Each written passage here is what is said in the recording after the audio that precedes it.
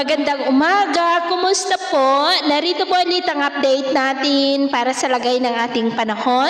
Ngayong umaga po ng December 22, 2024. Sa ngayon po ay nalusaw na ang LPA nating binabantayan na nandito sa loob ng ating area of responsibility.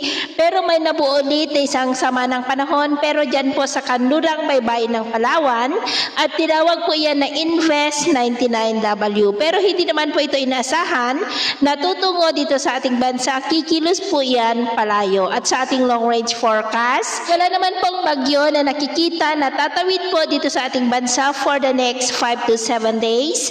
Pero nananatili na may isang banta ng sama ng panahon na maaari na mabuo sa silangan ng ating bansa sa susunod na mga araw at ang development yan ang ating babantayan. Kung matutuloy po o hindi at ang susunod na bagyo ngayong taon ay tatawagin po sa local name na Bagyong Romina. At sa lagay ng ating panahon ngayon, amihan pa rin ang umiihip sa malaking bahagi ng Luzon at may shear line na nag-i-extend dyan po sa may Southern Luzon at Kabisayaan.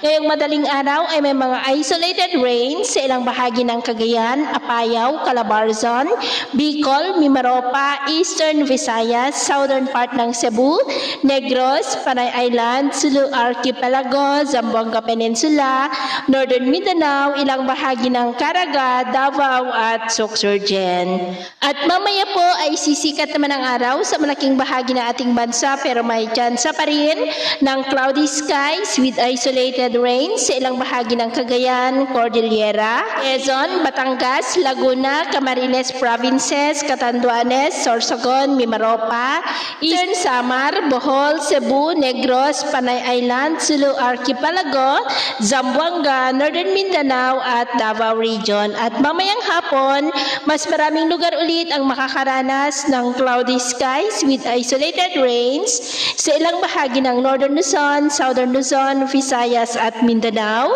Kaya mag-ingat pa rin po tayo sa banta ng mga pagbaha at pagguho ng lupa.